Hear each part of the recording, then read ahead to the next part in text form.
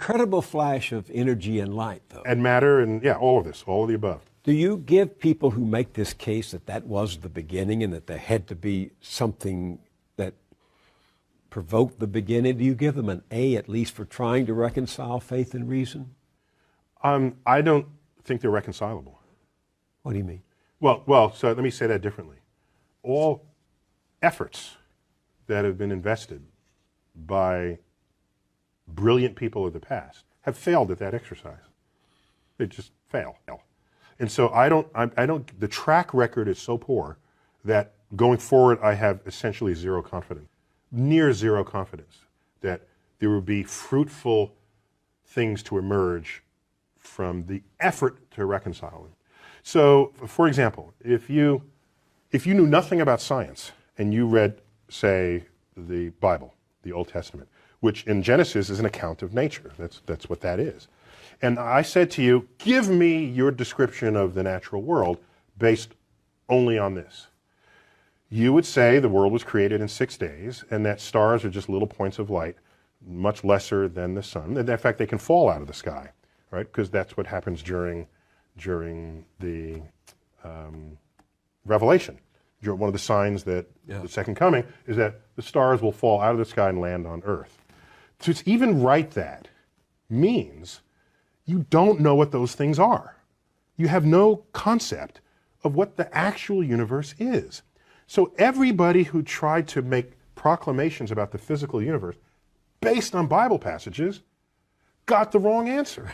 So what happened was, when science discovers things and you want to stay religious, or you want to continue to believe that the Bible is unerring, what you would do is, you would say, well, let me go back to the Bible and reinterpret it.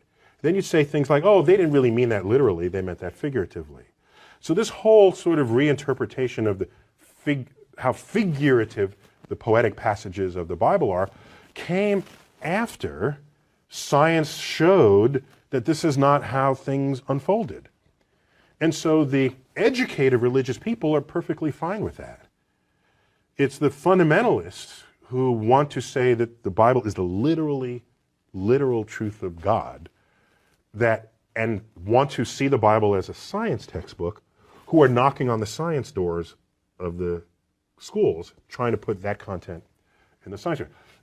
Enlightened religious people are not behaving that way. They're saying, yes, science is cool, we're good with that, and use the Bible to get your spiritual enlightenment and your emotional fulfillment. I have known serious religious people, not fundamentalists, who were scared when Carl Sagan opened his series with the word, interpret that to mean, then if this is it, there's nothing else, no God and no life after.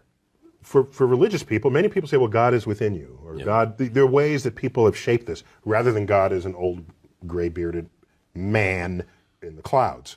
So if God is within you, what I'm sure Carl would say, in your mind, and we can measure the neurosynaptic firings when you have a religious experience. We can tell you where that's happening, when it's happening, what you're feeling like at the time.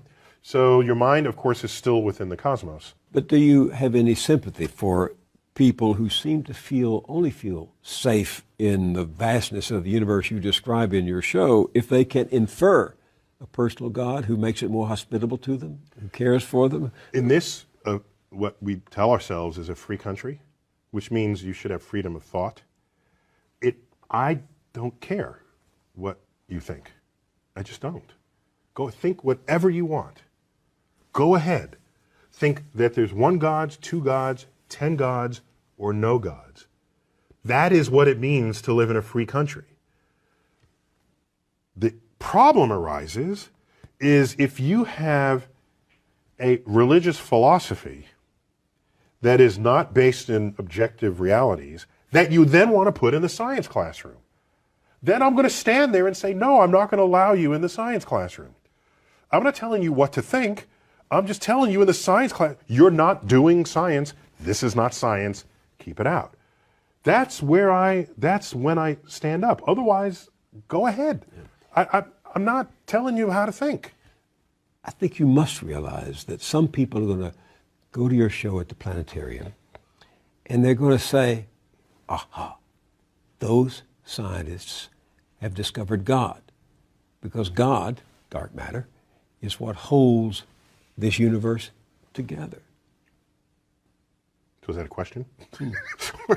It's a statement. You know they're going to say that. So the history of discovery, particularly cosmic discovery, but discovery in general, scientific discovery, is one where at any given moment there's a frontier. And there tends to be an urge for people, especially religious people, to assert that across that boundary into the unknown lies the handiwork of God. This shows up a lot. Newton even said it. He had his laws of gravity and motion, and he was explaining the moon and the planet. He was there.